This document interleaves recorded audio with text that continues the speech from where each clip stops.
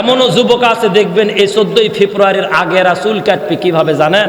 বগুড়া ঠনঠনিয়া বাস স্ট্যান্ডের সামনে আমি গাড়িটা ব্রেক করে নামাজ পড়াবার যাবো ভাই, তো সেলুনও যায়, কলাম যে না চুলটা খালি, চুল তো কাটা লাগবে না, চুল যা হয় হয়ে যায়, খালি মোষটা ঠিক করে দাও।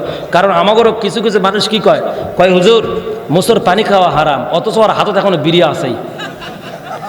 হাতত বিড়ি থাকা মানুষ করছে হুজুর মোষের পানি খাওয়া হারাম, ওর এটা দাঁড়িয়েও নেই। চিন্তা করতে পারেন কি ভুল, মানে ওই বড় মুফতি গো বগুড়া জামিল মাদ্রাসাতে পড়ে যাচ্ছে, এরকম বদমাইশ আছে না? তো আমি সেলুনে যা বলতেছে, বাবা আমার না খালি বেশি নয়, খালি এই মাথাটা মারিয়ে দাও নামাজুর জামা।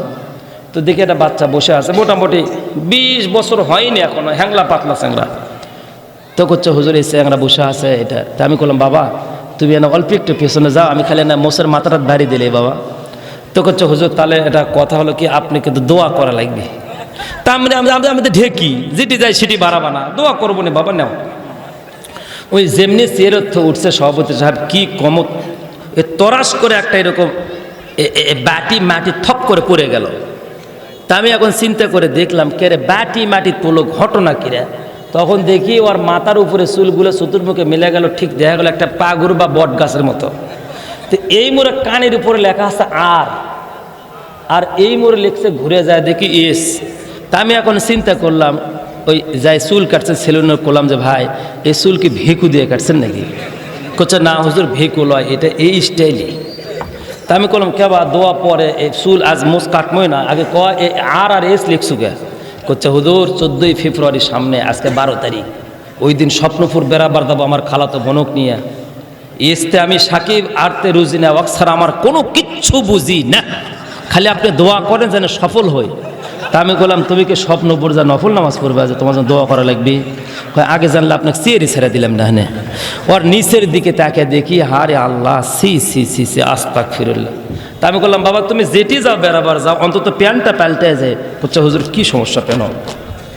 তা আমি বললাম এটা একটা প্যান হলো, এটা মনে হয় বাস টার্মিনালত ওই পাগলারা টয়লেট করার পরে শোঁচার কিছু পায় না, ওটা মনে হয় এরকম করে ফেলে দিয়ে চলে গেছে। করছে হুজুর গতকালকে 3200 টাকা দিয়ে আব্বা কিনে দিয়েছেন, নাম হলো পাগলু 3 আপডেট। তা আমি বললাম পাগলু 3 আপডেট, তোর হাঁটুর যে ফাটা মনে হচ্ছে কুত্তে ছিঁড়ে লেগে গেছে।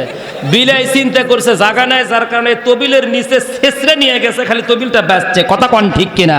এই পাগলু 3 প্যান্ট যে সমস্ত বাপ মা সন্তানদেরকে কিনে দেয়, একে মরার পরে কবরত খাড়াল দেওয়ার পাশাপাশি না ওই যে ইউক্যালিপটাস গাছের কিছু পাতলা ডাল দিয়েছেন, কারণ ফেরেশতারা মারতে মারতে ফাইটে যদি যায় ওটা দেন ভালো মতো মারে বের পাবে। কথা কন ঠিক কিনা? এইরকম কিছু কুলাঙ্গার বাপ মা আছে না? এ জোরে বলেন আছে না নাই? এই সাইটের লোক কথা কয় না কেন, আছে না নাই? শোনেন, সন্ধ্যার পরে বাড়ির থেকে একটা মুরগি হারাইলে মায়ের টেনশন, আশেপাশে বাড়ির মুরগির ঘরাতে যায় লাইট মেরে দেখে। ছাগল হারাইলে আশেপাশে 10টা গ্রামের মানুষ জানে, আর 30,000 টাকার একটা গরু হারাইলে মাইকিং করে। কথা বলেন ঠিক কিনা? আর একটা সন্তান যুবতী মেয়ে ক্লাস 10-এ পড়ে অথবা ইন্টারমিডিয়েটে গোবিন্দগঞ্জ মহিলা কলেজে পড়ে, 14ই ফেব্রুয়ারি সকালবেলা 8টায় বের হয়, রাত 10টায় বাড়িতে ঢোকে। ওই বাবা বলে না যে কোথায় গিয়েছিলি, ওই মাও বলে না কোথায় গিয়েছিলে। এটা কুলাঙ্গার বাবা। কথা কোন ঠিক কিনা? আল্লাহ পাক 1 নাম্বার সিসি ক্যামেরার বিষয় আল্লাহ বলেন শাহিদা আলাইহিম সামউহুম ওয়া আবসারুহুম ওয়া জুলুদুহুম বিমা কানু ইয়ামালুন। সামউহুম ডান হাত যাদের আছে একটু বের করেন দেখি, বলেন সামউহুম, ধরেন বলেন সামউহুম। এইদিকে সামউহুম, এই কান। যে ব্যক্তি কান দিয়া শোনে না ও কিন্তু সমাজে বেশি অন্যায় করতে পারে না, ঠিক কিনা? জাল ভোট দিতেও পারে না, জাল দলিলে সই করতেও পারে না। ঠসাক যদি বলেন আলুর দাম কম, ও তখন বলবে কফিতে পানি দেওয়া লাগবে না, দেওয়া হয়েছে। এরকম কিনা আমার ভাইয়েরা? ঠসার যেমন মূল্য নাই, আল্লাহ পাক বললেন 1 নাম্বার সামউহুম, এই কানের কাছ থেকে হাসর ময়দানে আমি আল্লাহ সাক্ষ্য নিব। কান দিয়া মোবাইলে কত কথা তুমি বলেছো তোমার প্রেমিকার সাথে সামনে 14ই ফেব্রুয়ারি আমার জান দেখা করবা তুমি গোবিন্দগঞ্জ বাজার, তোমার জন্য একটা ফুল কিনে রাখছি, আল্লাহ পাকের কান শুনে রাখছে, সব রেকর্ড করা আছে কলিজা, টেনশন করার দরকার নাই। কার বেটিক তুমি জান করে ডাকলা, নিজের তুমি সতীত্ব আর চরিত্র নষ্ট করলা, আল্লাহ ধরলে কিন্তু তোমার রক্ষা নাই। কথা কন ঠিক কিনা? হাই রে যুবক রে, হাই রে যুবক রে যুবক, আহা এই কান তোমার প্রত্যেকটা কথা রেকর্ড করে রাখতেছে।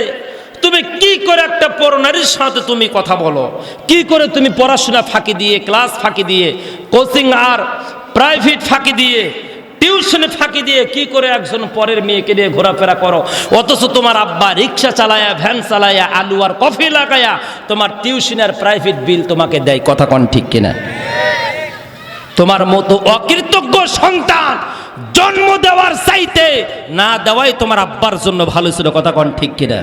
পরীক্ষায় যখন পাশের বাড়ির ভাইয়ের রেজাল্ট ভালো হয়, ওর যখন রেজাল্ট খারাপ হয় জিজ্ঞাসা করলে কয় খাতা কাটা ভালো হয়নি, ফির বোর্ড চ্যালেঞ্জ করবো, কিসের জন্য আমি ফেল করবো? ওরে সোনা রে, তোর এত ডাপড়তে লিখিস নি কি জন্য তুই? কথা কন ঠিক কিনা?